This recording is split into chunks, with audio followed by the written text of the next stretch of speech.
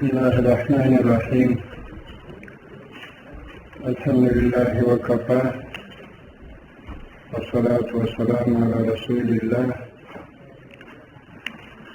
وبعد. قال الله تعالى: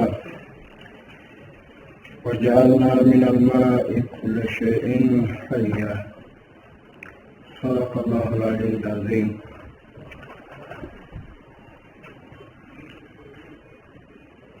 د افغانستان د اسلامي امارت ټولو مشرانو، مجاهدینو، علماء کرامو او د قومونو سپین ږیرو او ځوانانو مجاهدینو د ملي او نړیوالې رسنیو استازو او د ملي پراختیا شرکت رهبري او کارمندانو ته السلام علیکم ورحمة الله وبرکاته.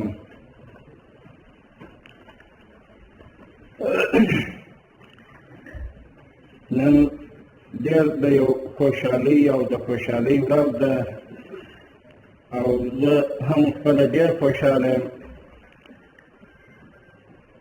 او د شکر ځای دی چې نن موږ او تاسې د افغانستان د ځورېدلي ولس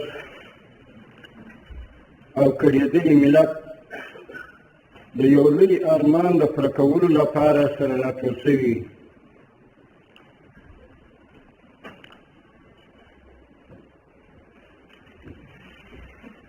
او د خوشتېپې په نامه چې کوم کانال دی،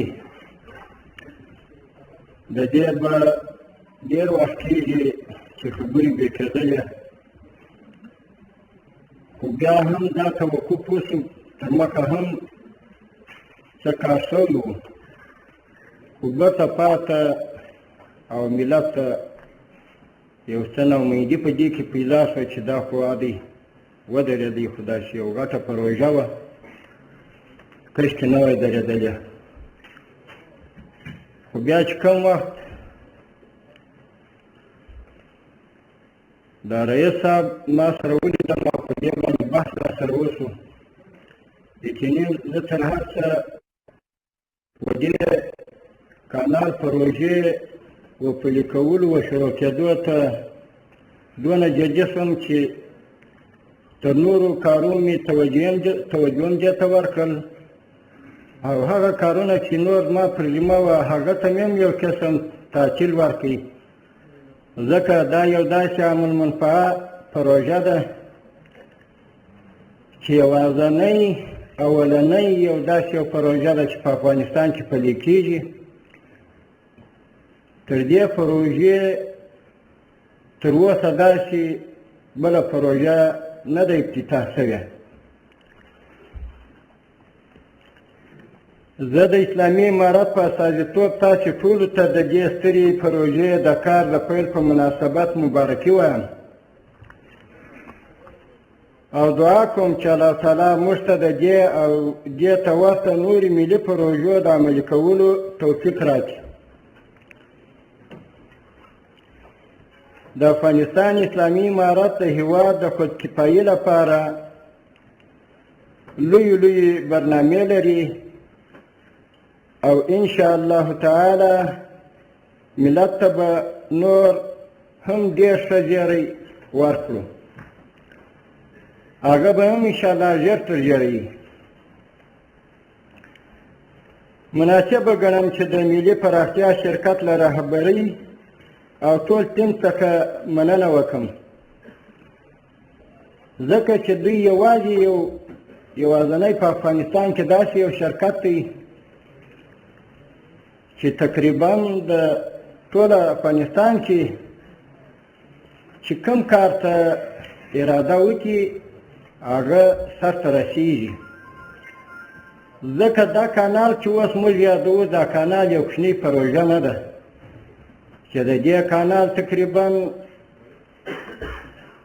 200 کیلومتره اوږدوالی یا زیات کم او 1.5 لیبر او 8.5 ګزه تقریبا عمق دی،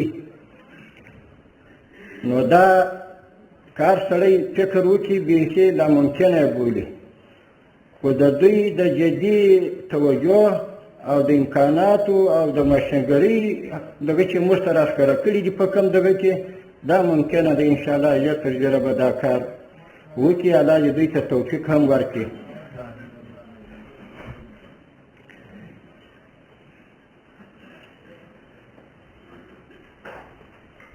دوی خو د کانال د اوږدېدو مقصد د نورو ولایتو ته چې رسېږي هغه باز خو دوی وکړي، ځکه اشتاشته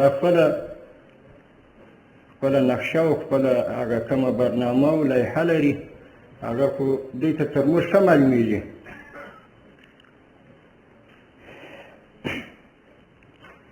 دا کانال چې 215 کیلومتره اوږدوالی لري، له بلخ ولایت څخه پیلیږي او له جوزجان ولایت څخه په تېرېدو سره د فاریاب ولایت اندخوی ولسوالۍ کې پای ته رسېږي. دا یې اوږدوالی. انشاءالله پلان داسې دی چې تر 5 کلونو پورې به د دې کانال چارې بشپړ کېږي. له یاد کانال څخه به شاوخوا 3 میلیونه جریبه زراعتي ځمکه خړوبېږي. د دې کانال په ویستلو سره به هېواد د کرنیزو محصولاتو په ځانګړي ډول غلجاتو له اړخه خپل کفایي ته ورسېږي. بیا به موږ نورو دنیاوالو ته لاس په کف نه وي چې کومک را سره وکړي یا مرسته را سره وکړي. په مرسته او په کومک باندې یو ملک پرمختګ هېڅ کله نشي کولی. نو دا زما جدیوالی هم دا دی، ما خپله تر اوسه دنیاوالو ته دا خواست نه دی کړی چې تاسې زموږ سره کومکونه وکړي، مرستې وکړي. الحمدلله افغانستان یو داسې ملک دی چې هر څه شته چې په کار ولویږي، پر خپل ځان خودکفا کېدلی شي. موږ هېڅ چا ته ضرورت نه لرو په دې باره کې چې دوی یا زموږ سره په خوراکي شیانو کې کومک وکړي او یا په بل داسې که داسې غټې پروژې موږ په خپل ملک کې عملي کړو. او انشاءالله موږ د ټولو مشرانو د مشرتابه څخه رانیولې راځه تر یو ادنا مشره پورې د ټولو توجه و دغه ته ده چې موږ باید بالا په خپل ملک کې آبادي جوړه کړو او زموږ ځوانان نور ملکو ته مجبوره نه شي لاړ نه شي چې هغه خدای مه کړه په دریابو په نورو ځایو کې د خاورو سره خاورې کېږي، بیا نه نوم معلومېږي نه ځای معلومېږي چې څه شوله. نو په دې پروژو باندې انشاءالله کېدلی شي چې زموږ د افغانستان اکن کارګره طبقه چې د زراعت په امور یا په نورو کارو کې تجربه لري، هغه د نورو ملکو د راتګ راوګرځي.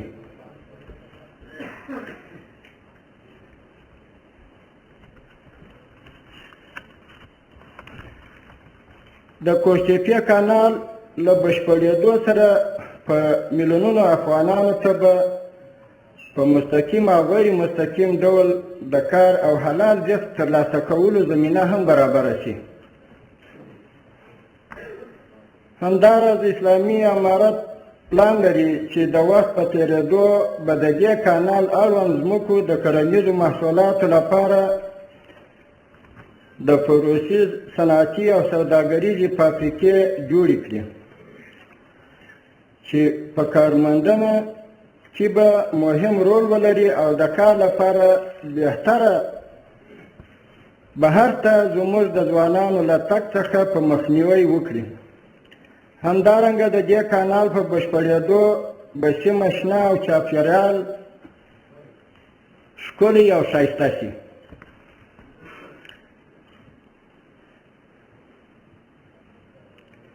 د دې کار بشپړتیا به زموږ په لومړیتوبونو کې قرار لري. انشاءالله استاد صاحب محترم لکه څنګه چې خبره وکړه د ده خپل جدیوالی او توجه، موږ هم انشاءالله د ده ملاتړ ته دغه رقم توجه کړو په هر بخش کې چې دی مشکل ولري موږ انشاءالله مدای ورته که شپه یې که ورځې خبره هم ورته کولی شو، ځان هم ورسولی شو، مشکل یې هم انشاءالله ورحل کولی شو.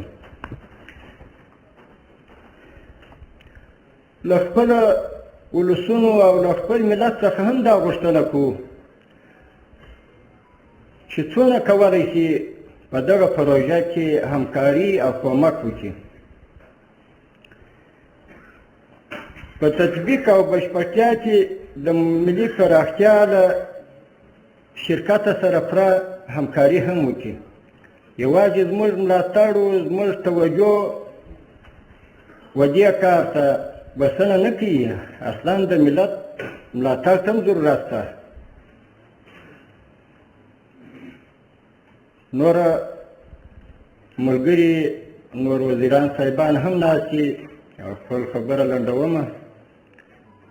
الله پاک چې د دې پروژې په پیلولو سره او بیا په اختتام کولو سره په خیر پای ته ورسوي او زموږ افغانستان ځورېدلی یو دربداره ملت د بالا الله پاک د دغه بدبختیو او د دغه تکلیفو څخه بالا وباسي. الله پاک یاد ساته د یو ارام ژوند و زندګي وخت او د یو ښه امن و امان او خپل د عزت او حیثیت په ساتلو کې کامیاب ولري. السلام علیکم ورحمة الله وبرکاته.